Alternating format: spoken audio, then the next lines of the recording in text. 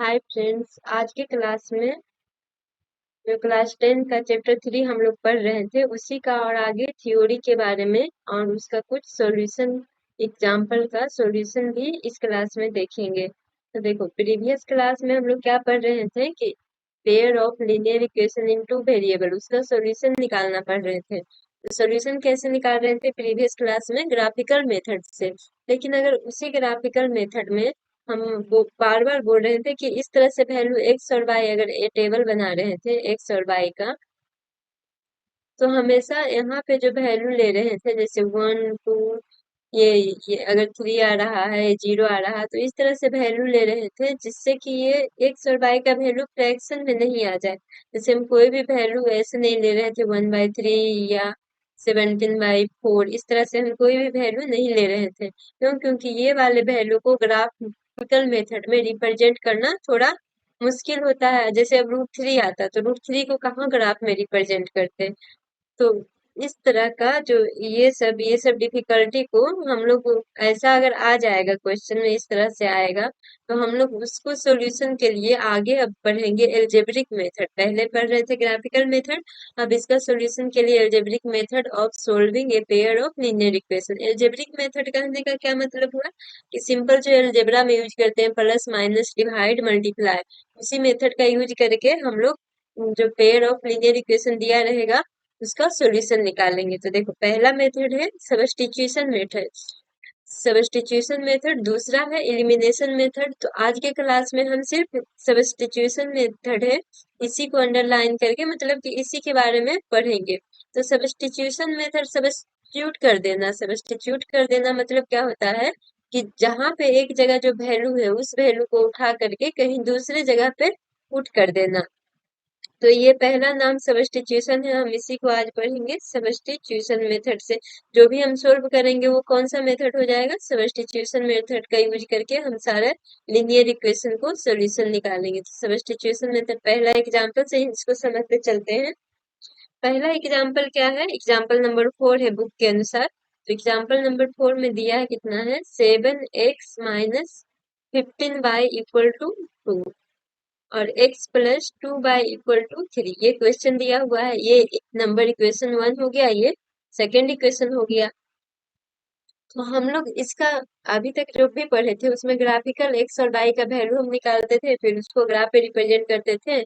जहां पे value cut करता था वो उस इस दोनों पेयर का सॉल्यूशन देता था। लेकिन इसमें हम क्या करेंगे? सब्स्टिट्यूशन करेंगे, मतलब कि एक इक्वेशन से लेकर के, जैसे देखो, फ्रॉम इक्वेशन 2 से हम क्या करेंगे? एक इक्वेशन से किसी एक का वैल्यू लेकर के हम दूसरे इक्वेशन में पुट कर देंगे।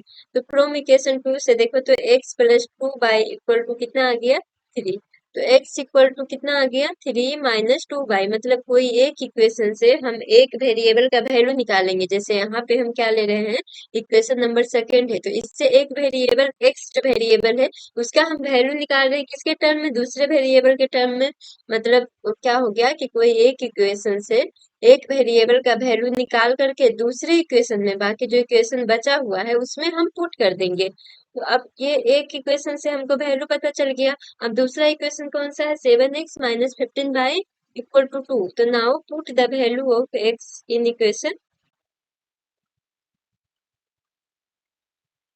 Value of x in equation sorry 1। 2 से तो वैल्यू ही निकाले हैं, जिस इक्वेशन से वैल्यू निकालेंगे उसमें नहीं, बाकी जो बचा हुआ है उस इक्वेशन में वैल्यू पुट करेंगे। तो देखो, तो 7x - 15y = 2 दिया है। यहाँ पे x के जगह पे हम क्या वैल्यू पुट करेंगे? जो ये इक्वेशन सेकेंड इक्वेशन से जो वैल्यू x का निकल के आया कितना है? 3 - 2y - 15y = 2। अब यहाँ से कितना आ जाएगा? 7, ये 21 माइनस 7 × 2 मतलब 14y - 15y = 2। अब ये कितना आ जाएगा? 21 - 15, ये करेंगे तो 14 और 15, ये कितना आ जाएगा? 29y = 2। अब y कितना आ जाएगा? अगर इसको 29y को उधर लेके चल जाए, अगर इस 2 को इधर लेके आए तो ये माइनस में हो जाएगा, ये 29y प्लस में आएगा। तो अब बाई का वैल्यू क्या आ जाएगा इससे, यहाँ पे देखेंगे 19 इक्वल टू 29 बाई, तो बाई का वैल्यू कितना आ जाएगा 19/29। एक वैल्यू तो आ गया, हमको एक्स और बाई का ही वैल्यू पता करना था ना। उसमें ग्राफ में भी वही करते थे, जिस पॉइंट पे दोनों इक्वेशन का ग्राफ कट करता था उसी पॉइंट का हम लोग कोऑर्डिनेट लेते थे। तो जो एक एक्स का कोऑर्डिनेट एक्स का वैल्यू देता था, बाई का कोऑर्डिनेट बाई का वैल्यू देता था। तो एक आंसर आ गया, बाई का वैल्यू हमको पता चल गया, एक्स का भी वैल्यू निकालना है। तो एक्स इक्वल टू दूसरे इक्वेशन से हम क्या निकाले थे, एक्स इक्वल टू 3 - 2 बाई। तो 3 - 2 बाई, तो 2 बाई हो जाएगा 19/29। 3 - 19, ये कितना आ जाएगा 19 to 38/29। अब इसको सोल्व करेंगे तो ये आ जाएगा 87 - 38/29। नो, ये बच जाएगा, 7 में से 3 गया, 49/29, जो कि किसका वैल्यू है, एक्स का। तो आ गया इस तरह से एक्स और वाई दोनों का वैल्यू आ गया। देखो यहाँ पे फ्रैक्शन में वैल्यू आ रहा है कि नहीं। और जो ग्राफ में हम पढ़े थे, तो ग्राफ में इसी प्रकार से रिप्रेजेंट करते थे, मतलब सिंपल सॉल्यूशन के लिए हम ग्राफ का यूज करते थे। जो फ्रैक्शन में आएगा या फिर रूट अंडर रहेगा, जिसका वैल्यू इरेशनल नंबर रहेगा, उसका इस तरह से वैल्यू आएगा नहीं। तो उसके लिए हम लोग अलजेब्रिक मेथड यूज करेंगे। अलजेब्रिक मेथड में पहला मेथड पढ़ रहे हैं जो सब्स्टिट्यूशन मेथड है। सब्स्टिट्यूशन कहने का मतलब हुआ कि एक का वैल्यू दूसरे में पुट करना। तो देखो, तो जहां अब हम क्या कर रहे थे कि एक इक्वेशन से फ्रॉम इक्वेशन 2 से एक्स का वैल्यू निकाल लिए, और इसी वैल्यू को क्या किए, दूसरे इक्वेशन में पुट कर दिए। मतलब कि जो अगर 2 से वैल्यू निकाल रहे हैं एक्स का, तो 1 में पुट करेंगे। तो 7x, तो देखो, तो पहले इक्वेशन में हम क्या कर रहे हैं कि x का वैल्यू सब्स्टिट्यूट कर दे रहे हैं। मतलब जो था पहला इक्वेशन 7x - 15y = 2 था, इसमें हम x का वैल्यू कोई और वैल्यू से, जो दूसरे वैल्यू y के टर्म में है, उस वैल्यू को हम सब्स्टिट्यूट कर दिए, मतलब उसको हटा करके हम कोई दूसरा वैल्यू रख दे रहे हैं। इसलिए इस मेथड का नाम हुआ सब्स्टिट्यूशन मेथड। समझ गए होंगे कि कैसे क्या करना है। अब एक बार एक चीज और देखो, इसमें हम ये देखेंगे इजी बनाने के लिए, ऐसे कोई फर्क नहीं पड़ेगा। बस हम चाहते तो क्या करते कि इक्वेशन 1 से भी हम वैल्यू निकाल सकते थे। इक्वेशन 1 से, जैसे देखो 7x - 15y = 2। तो x equal to 7x equal to क्या आता, 2 माइनस, ये रफ में हम देख रहे हैं, मतलब इसका भी यूज कर सकते थे, 2 + 15y, x इक्वल टू कितना आ जाता, 2 + 15y/7 आ जाता। अब देखो, तो इसका अगर दूसरे में, मतलब कि ये इक्वेशन 1 से निकाले हैं, अगर इसका वैल्यू इक्वेशन 2 में पुट करते तो x की जगह पे कितना आ जाता, 2 + 15y/7 + 2y = 3। अगर इससे भी निकालेंगे तो इक्वेशन वही आएगा, मतलब आंसर चेंज नहीं करेगा। लेकिन यहाँ पे देखो कि ये नीचे क्या आ गया, फ्रैक्शन में आ गया है। जब फ्रैक्शन में आ गया इस तरह से, तो इस तरह से हम देख रहे हैं कि हमको कैलकुलेशन करने में इससे थोड़ा सा दिक्कत आ रहा है। अब यहाँ पे फ्रैक्शन में आ गया, फिर एलसीएम लेंगे, फिर कैलकुलेट करेंगे, तो वो ज्यादा लेंथी प्रोसेस हो जाएगा। इसलिए हम लोग इस तरह का, मतलब इस इक्वेशन से वैल्यू निकालेंगे, जिससे कि हमको इक्वेशन, मतलब कि मल्टीप्लाई या फिर जो कैलकुलेशन कर रहे हैं प्लस माइनस, वो करने में इजी हो। देखो, अब फ्रॉम इक्वेशन से हम एक्स का वैल्यू भी नहीं क्यों निकाले, फ्रॉम इक्वेशन 2 से अगर हम चाहते, किसी भी, ऐसा नहीं है कि एक्स का वैल्यू ही, हम बाई का वैल्यू भी निकाल सकते थे। x + 2y, बाई का वैल्यू निकालते तो यहाँ से बाई का वैल्यू एक्स के टर्म में आता, और इस बाई का वैल्यू को हम इक्वेशन में 1 में रखते। तो इससे भी देखो, तो x + 2y = 3, अगर y का वैल्यू निकालते तो 2y = 3 - x, y equal to कितना हो जाता, 3 - x/2। तो ये आ जाता, तो ये भी क्या है, फ्रैक्शन में आ गया। और फ्रैक्शन में आ गया तो फिर हम इक्वेशन 1 में अगर वैल्यू पुट करते हैं, जैसे यहाँ पे क्या किए कि डायरेक्ट फ्रैक्शन में नहीं आया था, डायरेक्ट वैल्यू आ गया था, कितना आया था, 7 - 3y, सॉरी 3 - 2y। तो इससे क्या हुआ कि हमको कैलकुलेशन करने में सिर्फ मल्टीप्लाई ही करना पड़ा। लेकिन देखो, अगर यही हम बाई का वैल्यू रखते हैं तो पहले क्या करना पड़ता है, एलसीएम लेना पड़ता, फिर कैलकुलेट प्लस माइनस करना पड़ता।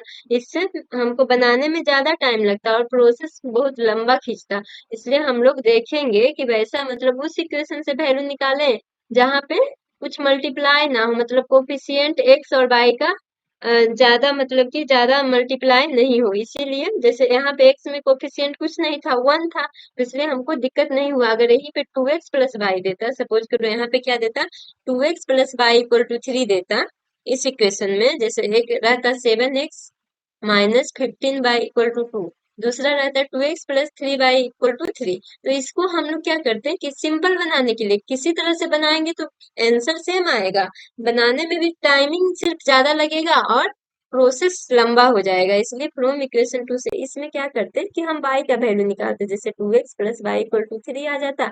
हम देखो तो 2 में कोफिशिएंट है, जैसे ही कोफिशिएंट है तो x का वैल्यू जैसे ही निकालेंगे ये क्या आ जाएगा, डिवाइड टू उधर जा करके डिवाइड में हो जाएगा, मतलब फ्रैक्शन में आएगा। तो यहाँ क्या करते हैं हम सीधे सीधे y का वैल्यू निकाल लेते हैं, y इक्वल टू 3 - 2x, और y का वैल्यू हम लोग इक्वेशन 1 में पुट कर देते हैं। तो बस इसका बताने का यही मतलब था कि हम ऐसा वैल्यू सेलेक्ट करें जिससे कि हमको कैलकुलेशन में इजी हो, और नहीं तो कोई भी वैल्यू सेलेक्ट करने पे आंसर आ ही जाएगा। तो देखो एक वैल्यू सेलेक्ट किए, एक्स का वैल्यू सेलेक्ट किए तो यहाँ से क्या आ गया, एक वैल्यू आ गया। अब x इक्वल टू 3 - 2y, या फिर कोई भी इक्वेशन में इसमें भी रख देते वैल्यू, x की जगह पे जितना आता, सॉरी y की जगह पे 19/20 आता, तो यहाँ पे भी वैल्यू रख देते y की जगह पे, तो इस इक्वेशन से भी आ जाता। मतलब कि अगर इसको इक्वेशन 1 2 और अगर इसको इक्वेशन 3 मान ले तो एक वैल्यू निकल जाएगा, y का वैल्यू निकल जाएगा, तो x का वैल्यू सारा तो एक ही सेम ही इक्वेशन है, उसी का वैल्यू लाना है। बस यहाँ जो इक्वेशन थर्ड है इसको अलग वे में लिखा गया है, तो किसी भी इक्वेशन में वैल्यू पुट करते तो भाई एक्स का वैल्यू सेम आता। अब हम नेक्स्ट क्वेश्चन देखते हैं। नेक्स्ट क्वेश्चन है एग्जाम्पल। एग्जाम्पल है solve the following question. Aftab tells his daughter, a word problem है। क्या कर रहा है, 7 years ago I was 7 times as old as you were then. Aftab क्या है, अपनी बेटी से कह रहा है कि 7 year ago मतलब 7 साल पहले मैं तुमसे 7 times था, आल्सो 3 year फ्रॉम नाउ मतलब अब से 3 year के बाद, आई सेल बी 3 times। ये क्या कह रहा है, ये पीछे का बात कर रहा है, मतलब 7 year पहले कह रहा है कि मैं तुमसे 7 times था, और कह रहा है कि आज से 3 years पीछे, मतलब आज से पीछे नहीं, मतलब आज से 3 years बाद, मतलब जो फ्यूचर में है आने वाला 3 years है उसमें क्या होगा, आई सेल बी मतलब मैं हो जाऊंगा तुम्हारे तुम्हारे जितना, मतलब आई सेल बी जितना तुम होगी उतना ही उसका 3 times मैं हो जाऊंगा। अब आप क्या कर रहा है बेटी, अब इसी को करना है कि रिप्रेजेंट दिस सिचुएशन एल्जेब्रिकली, मतलब इस सिचुएशन को एल्जेब्रिकली हमको लीनियर इक्वेशन के फॉर्म में रिप्रेजेंट करना है, और graphically by the method of substitution. तो ये कह रहा है ग्राफिकली भी निकालने के लिए और अलजेब्रिकली भी निकालने के लिए। तो इसमें देखो, इसमें हम क्या करेंगे, इसमें सबसे पहले तो इसको अलजेब्रिकली हम निकालेंगे, इसका सॉल्यूशन है। आफ्ताब टेल्स, तो मान लेते हैं परजेंटेज, हमेशा एज वाले में क्या मानना है, जो वर्ड प्रॉब्लम आएगा जहाँ पे एज निकालना कहेगा उसमें हम परजेंटेज मानेंगे, और इसमें 2 वेरिएबल्स का है इसलिए हम मान लेंगे कि लेट हिज डॉटर एज को एक्स मानेंगे। तो फादर मतलब फादर, या फादर मतलब किसका एज, आफ्ताब का एज, आफ्ताब एज जो बाई हो जाएगा। अब हम क्या करेंगे, क्वेश्चन से देखेंगे क्वेश्चन क्या कर रहा है, दो स्टेटमेंट दिया हुआ है, दोनों स्टेटमेंट से, सॉरी ये क्वेश्चन होगा, क्वेश्चन दो स्टेटमेंट दिया हुआ, दोनों स्टेटमेंट से एक एक इक्वेशन निकालेंगे। एक क्या कह रहा है, 7 years एगो, मतलब 7 years एगो, 7 years एगो देखो तो 7 years एगो, अगर ये 7 years एगो मतलब कि जो प्रेजेंट एज है, डॉटर प्रेजेंट एज, यहाँ पे प्रेजेंट या करेंट एज मतलब आज का जो एज है वो एक्स है। तो 7 year पहले कितना होगा, आज का एक्स मतलब एक्स ईयर है, ईयर एज को जनरली हम ईयर में ही मानते हैं, तो एक्स से आफ्ताब का बाई है, तो 7 year पहले कितना होगा, आफ्ताब का एज जो होगा बाई - 7, जितना अभी का एज है उससे 7 साल हमको घटाएंगे तभी ना 7 साल पीछे का एज, जैसे अभी किसी का एज 15 है तो 7 साल पहले कितना होगा, तो 15 में से 7 घटाएंगे तो 8 साल होगा। उसी तरह से कह रहा है 7 साल पहले, तो 7 साल पहले ऐसा थोड़ी ना है कि आफ्ताब का एज ही होगा, इसकी जो बेटी है इसका एज भी तो 7 साल कम होगा। तो कह रहा है कि 7 साल पहले I was 7 times as old as you were then.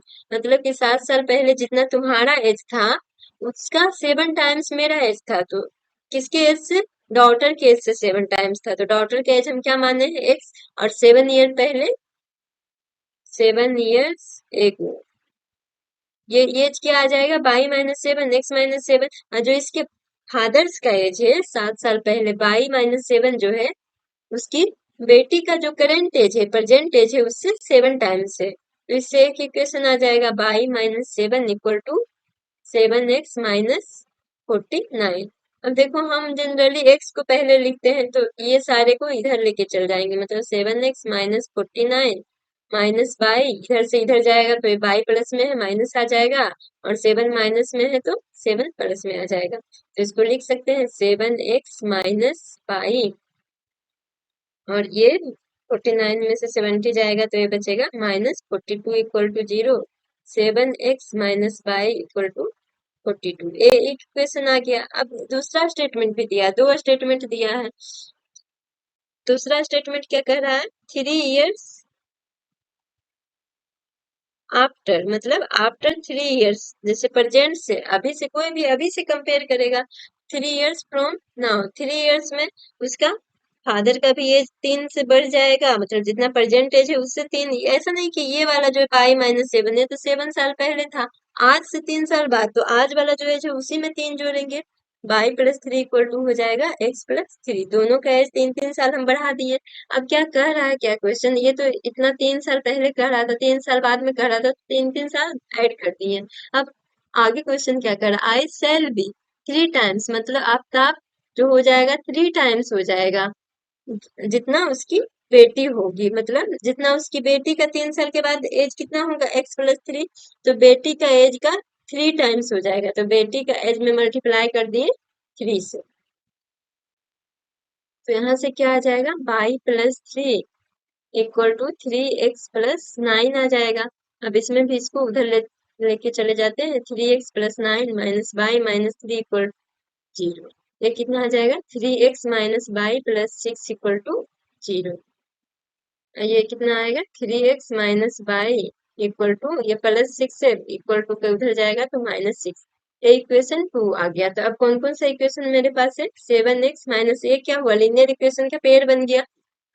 Pair मतलब तो equation 7x minus y equal to 42, 3x minus y equal to -6। अब इसमें भी देखो दोनों में क्या है? बाई, बाई जो है बाई के साथ कोफिशिएंट एक है, मतलब बाई का वैल्यू ही सब्स्टिट्यूट करेंगे, बाई का वैल्यू ही निकालेंगे। तो फ्रॉम इक्वेशन, अब इसमें देखो तो अगर इससे निकाले तो इससे कैलकुलेशन करने में ज्यादा इजी होगा, क्योंकि यहाँ पे वैल्यू पुट करेंगे तो 7 से मल्टीप्लाई करना पड़ेगा।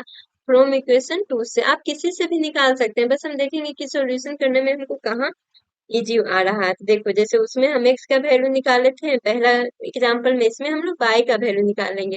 तो बाई को हम इधर लेके चले जाते हैं, क्योंकि बाई का वैल्यू यहाँ पे माइनस में है। तो यहाँ कितना आ जाएगा? 3x, ये माइनस में है तो इधर कितना आ जाएगा? +6 इक्वल टू बाई, मतलब बाई का वैल्यू कितना आ गया? 3x+6। अब क्या करेंगे? Putting value of by in equation 1। दूसरे से वैल्यू निकाले हैं तो पहले में रखेंगे। पुटिंग वैल्यू ऑफ, मतलब बाई का वैल्यू सब्स्टिट्यूट करेंगे किसमें? पहले इक्वेशन में। बाई, या पुटिंग नहीं तो सब्स्टिट्यूट भी कर सकते हैं, value of by in equation 1। तो ये कितना आ गया है? ये पहला इक्वेशन कितना था? 7x minus y equal to 42। तो 7x का वैल्यू, x तो x ही रह जाएगा, बाई का वैल्यू सब्स्टिट्यूट करना है तो 7x माइनस बाई कितना आ गया? 3x+6 equal to 42। अभी इसको कैलकुलेट कर लेंगे, 7x माइनस 3x से कितना आ जाएगा? -6 इक्वल टू 42। 7x में से 3x आएगा 4x, ये -6 इक्वल टू 42। तो 4x इक्वल टू कितना आ जाएगा? 42 प्लस 6 इक्वल टू 48। तो x इक्वल टू कितना आ जाएगा? 48/4। x equal to 12। तो अब x का वैल्यू आ गया, तो x को हम क्या माने थे? x था डॉटर का परसेंटेज, तो उसका डाउट और बाई का वैल्यू निकालेंगे, तो बाई का वैल्यू हम किसी भी इक्वेशन से निकाल सकते हैं। अगर इसको इक्वेशन 3 माने, सपोज करो हम पहला दूसरा इक्वेशन से निकालते हैं या पहला ही इक्वेशन से, तीनों में से किसी भी इक्वेशन से निकाल सकते हैं। एक्स का वैल्यू हम क्या पुट करेंगे, 12, 7x minus y equal to 42। तो बाई इधर चल जाएगा, ये 84 हो जाएगा, 84 minus y equal to 42।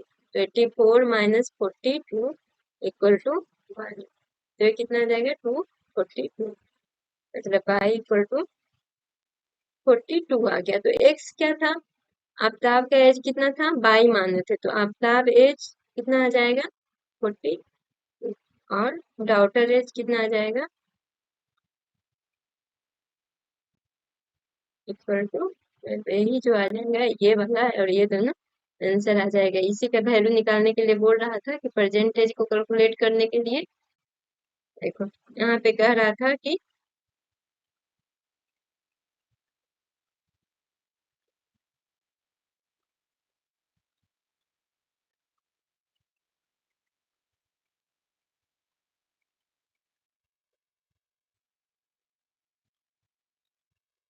Question में क्या कह रहा था, represent this situation algebraically and graphically by the method of substitution. तो इससे हमको निकल गया, अल्जेब्रिकली भी निकल गया, ग्राफिकली भी। जब दो इक्वेशन पता चल गया तो इसको हम ग्राफिकली भी रिप्रेजेंट कर सकते हैं। ये आप क्वेश्चन क्या है, in a shop the cost of 2 pencil and 3 eraser is are जो है ₹9 and cost of 4 pencils and 6 eraser is ₹80। Find the cost of each pencil and each eraser. तो इसका सॉल्यूशन कैसे निकालेंगे, सबसे पहले सपोज कर लेंगे क्या, let cost of each pencil, दो वेरिएबल निकालेंगे, दो वेरिएबल को हम लेट कर लेंगे, मतलब एज्यूम कर लेंगे। तो कॉस्ट ऑफ ईच पेंसिल को अगर हम एक्स माने तो cost of each eraser y आ जाएगा। आप कुछ भी वेरिएबल के टर्म में यू भी अल्फाबेट वाला कोई भी टर्म मान सकते हैं। Cost of each generally x y मानते हैं। तो अब देखो, तो पहला फ्रॉम क्वेश्चन, अब यहाँ पे जाएंगे फ्रॉम क्वेश्चन से क्या कह रहा है। पहला स्टेटमेंट क्या है, the cost of 2 pencil and 3 eraser. तो यहाँ पे एक पेंसिल का कॉस्ट कितना है, एक्स है, तो यहाँ पे क्या कर रहा है, 2 पेंसिल, तो 2 पेंसिल का कॉस्ट कितना आ जाएगा, 2x। और 3 इरेजर, 3 इरेजर मतलब 3 बाई, 3 इरेजर का कॉस्ट 3 बाई होगा। पर दोनों को मिला करके the cost of 2 pencil and 3 eraser is ₹9। दोनों को मिला करके 2x plus 3 y equal to 9, equation 1 हो जाएगा। फिर एंड आल्सो, आल्सो क्या कह रहा है, एक स्टेटमेंट और है, the cost of 4 pencil and 6 eraser. 4 pencil कहने का मतलब 4x आ जाएगा, 4 पेंसिल का प्राइस कितना आ गया, 4x आ गया। और 6 इरेजर का 6 बाई आ जाएगा, दोनों को मिला करके कितना कर रहा है, 18। तो अब यहाँ पे इक्वेशन,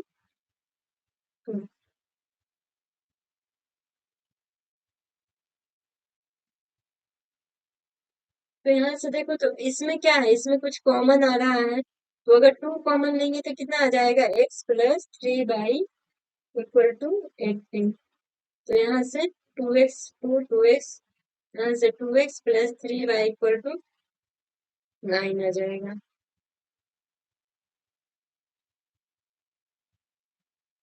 तो देखो, तो अब इक्वेशन, अगर दूसरा इक्वेशन को हम थोड़ा सा तोड़े हैं तो क्या आ रहा है, सेम टू सेम पहले इक्वेशन जैसा आ रहा है। तो इससे इससे क्या है, ये दोनों को हम क्या बोलते थे, इक्विवेलेंट इक्वेशन, इक्विवेलेंट इक्वेशन बोलते थे। मतलब इसका वैल्यू जो आएगा इनफाइनाइट आएगा। तो इसका वैल्यू हम निकालने के लिए हम क्या करेंगे, इक्वेशन 1 से 2 में वैल्यू रख देंगे फ्रॉम इक्वेशन। अब इसमें देखो, दोनों तो सेम ही सेम है, तो हम देखेंगे कि दोनों में कोफिशिएंट ऐड है, तो हम कोई भी जो देखेंगे कैलकुलेशन मल्टीप्लाई करने में आसानी पड़ेगा, उससे हम लोग एक्स का वैल्यू निकाल लेंगे।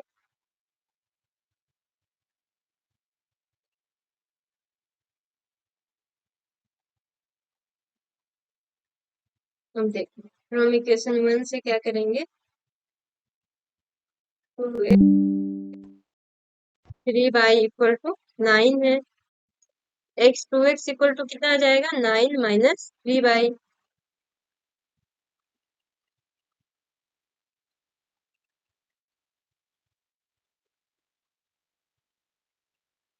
उसी तरह x इक्वल टू कितना आ जाएगा 9 माइनस 3 बाई 2। x से वैल्यू आ गया तो हम इसको equation put value of x, putting value of x in equation 2। ये तो हम इसे दूसरे इक्वेशन से ऐसे हम ये बस रिप्रेजेंट कर दिए हैं कि दोनों एक जैसा है तो इसका इनफाइनाइट सॉल्यूशन आएगा। Putting value of equation x in equation 2, तो 2 में कितना दिया हुआ है 4x plus 6y equal to 80। तो x के जगह पे वैल्यू रख देंगे 9 minus 3y/2 plus 6y equal to 80। तो ये 2 से 2 कैंसिल, 2 से 4 कैंसिल हो गया, ये कितना बचा 2, 9 minus 3y plus 6y equal to 80।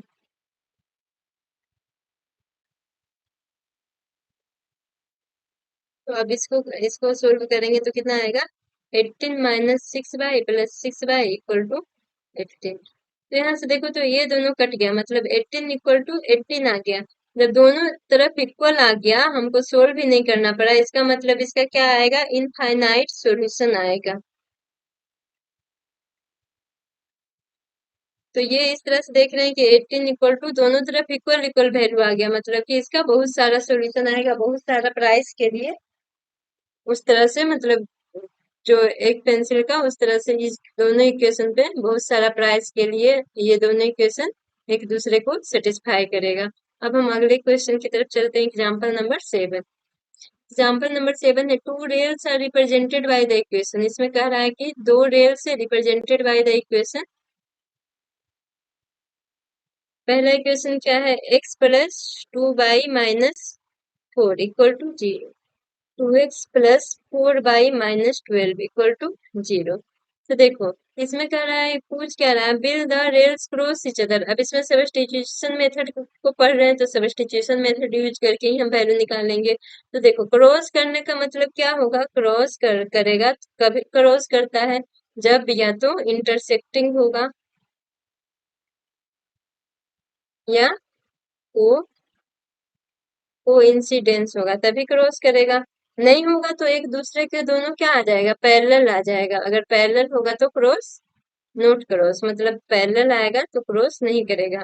तो यहाँ से देखो तो अब इसको अगर हम लोग a1/a2 से कैसे निकालते हैं, a1/a2 तो 1/2 आ जाएगा इक्वल टू 2/4 आ जाएगा, जो ग्राफ में हम पढ़े थे -4/12 आ जाएगा। अब देखो तो यहाँ से 1/2 equal to 1/2 is not equal to कितना आ जाएगा -1/3 के, मतलब a1/a2 इक्वल है b1/b2 के लेकिन नॉट इक्वल है c1/c2 के। इसका मतलब ही हो गया कि ये दोनों लाइन पैरेलल, ये दोनों इक्वेशन का जो ग्राफ जाएगा वो पैरेलल होगा, मतलब कभी क्रॉस नहीं करेगा। तो ये तो ग्राफिकल मेथड से हो गया। अब हम इसका यूज करके बनाएंगे सब्स्टिट्यूशन मेथड से। तो हम इसको कैसे लिख सकते हैं, x plus 2y equal to 4, equation 1, 2x plus 4y minus 12 equal to 12 equation 2। ये दोनों में कांस्टेंट टर्म को अपोजिट डायरेक्शन में लेके हैं। अब यहाँ पे देखो जिसमें हम क्या करते हैं, देखते हैं कि जिस वेरिएबल का कोफिशिएंट कम रहता है, मतलब यहाँ पे 1 है, उसी उसी वेरिएबल का हम लोग वैल्यू निकाल करके दूसरे इक्वेशन में पुट करते हैं। तो फ्रॉम इक्वेशन 1 देखेंगे x plus 2y equal to 4 है, तो x इक्वल टू कितना आ जाएगा 4 माइनस 2y। अब इसका क्या करेंगे, इसका वैल्यू हम लोग दूसरे इक्वेशन में पुट कर देंगे। तो put value of x in equation 2। तो 2x दूसरा इक्वेशन क्या है, 2x plus 4y equal to 12 है, तो 4 minus 2y plus 4y equal to 12। अब कितना आएगा 8 minus 4y plus 4y equal to 12। तो अब देखो तो 8 नॉट इक्वल टू 8 कभी आएगा, 8 इक्वल टू 12 आ रहा है, तो ये नॉट पॉसिबल है। जैसे ही नॉट पॉसिबल आएगा 8 इक्वल टू 12 तो होता ही नहीं, कांस्टेंट टर्म आ गया, मतलब rails don't cross each other.